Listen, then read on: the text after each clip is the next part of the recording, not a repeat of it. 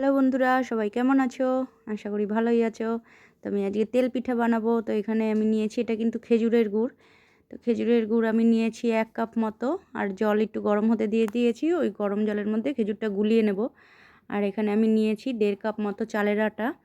সেটার মধ্যে একটুখানি হাফ চামচ নুন দিয়ে ভালো করে মিশিয়ে তারপরে আমি সেই যে গুড়ের জলটা করেছি সেটাই একটু একটু করে দিয়ে দেবো।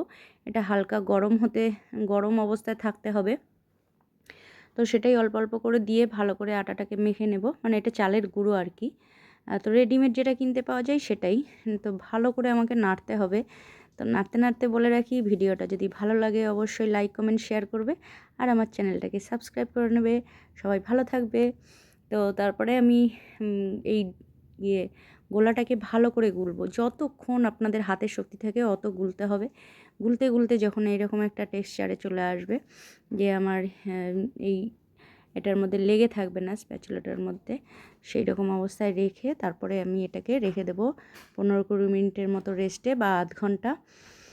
তো এটার মধ্যে আমি একটু চিনিও দিয়েছিলাম। চিনি আর গুড় মিলিয়ে 1 কাপ মতো দিয়েছি।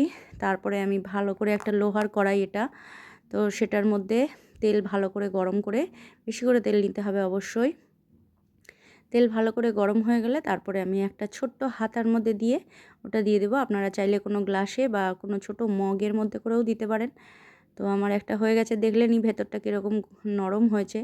গরম তো তাই ভালো করে দেখাতে পারলাম না। ভেতরে একদম তুলতুলে নরম থাকবে। আর যদি করার সময় বারবার নাড়াচাড়া হয় তাহলে কিন্তু একটু ভেঙে যেতে পারে, যেমনটা আমার হয়েছে। নাড়াবেন না, একদম দিয়ে রেখে দেবেন। দেখবেন অটোমেটিক ওপরে ভেসে আসবে, তখনই এটাকে নাড়িয়ে দিতে হবে বা উল্টে পাল্টে দিতে হবে। তো একটা করতে বেশি সময়ও লাগে না।